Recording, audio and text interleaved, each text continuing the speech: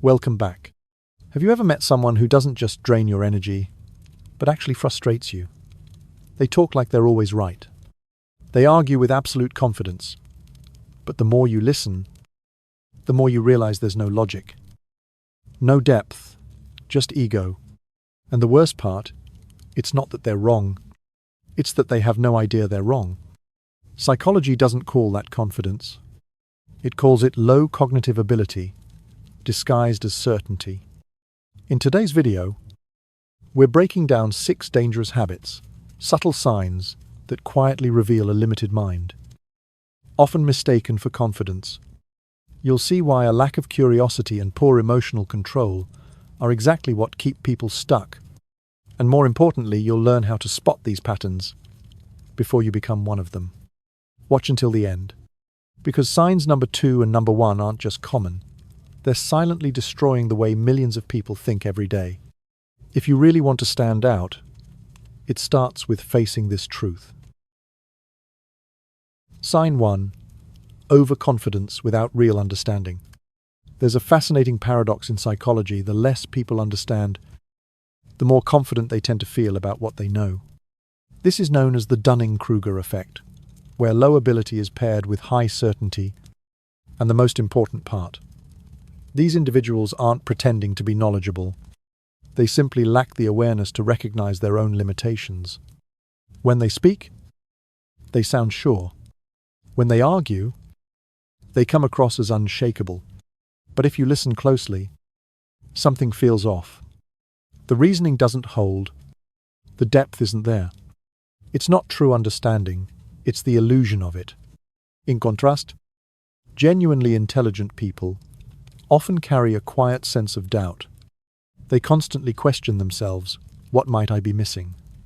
That awareness of what they don't know makes them more careful, more thoughtful, and ultimately more accurate in how they think and respond.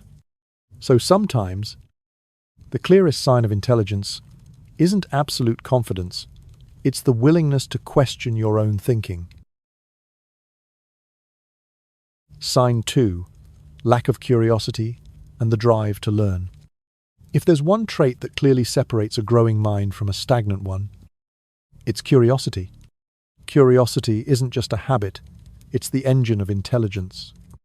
Truly intelligent people don't stop at surface-level answers. They ask why. They question assumptions. They dig deeper and become fascinated by details most people overlook. On the other side, a lack of curiosity quietly shuts down growth. People with lower cognitive engagement tend to avoid new ideas, not because those ideas are useless, but because they're uncomfortable. Every new concept acts like a mirror, exposing the gaps in what they know. And instead of facing that, they turn away.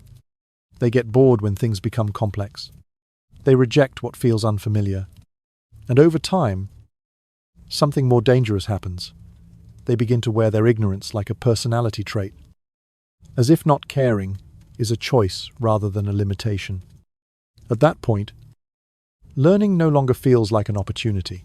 It feels like a threat, because every new piece of knowledge has the power to dismantle what they thought they understood. Sign 3.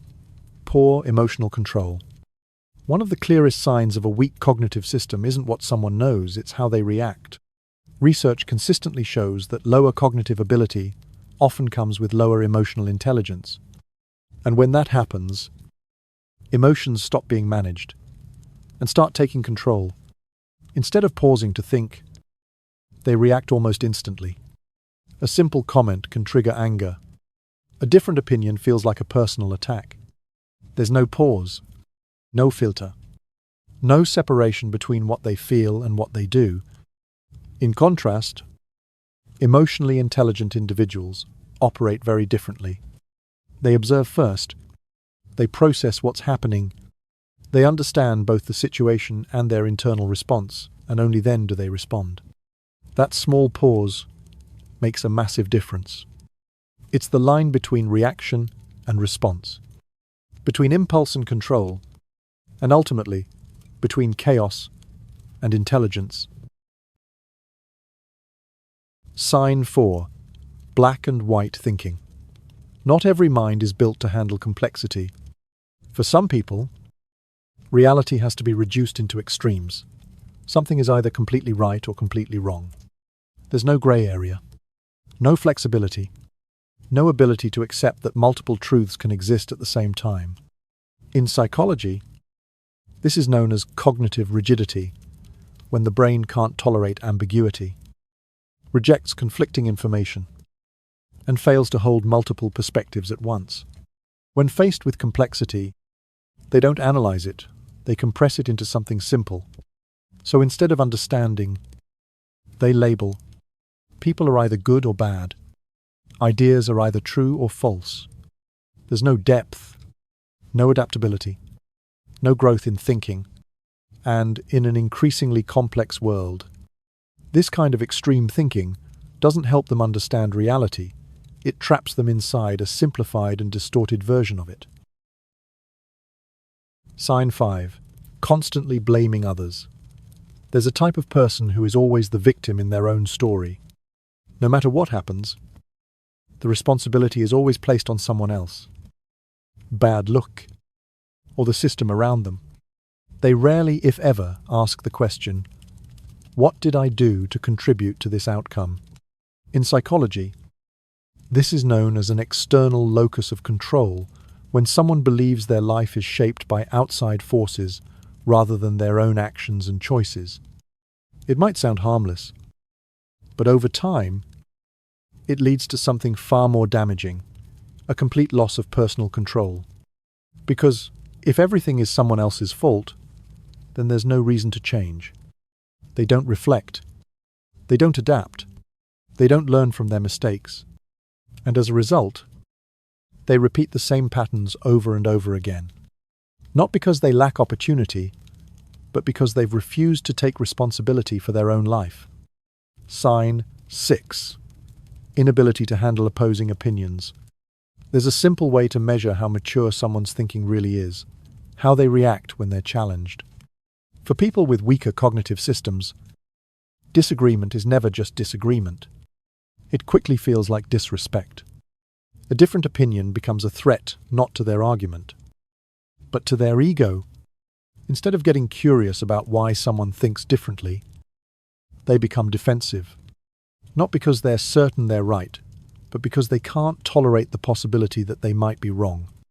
Because real debate requires reasoning, and reasoning takes effort. So instead of thinking, they take the easier route, they shut down, react, or attack. They end the conversation instead of expanding it. They protect their beliefs instead of testing them. And here's the important part.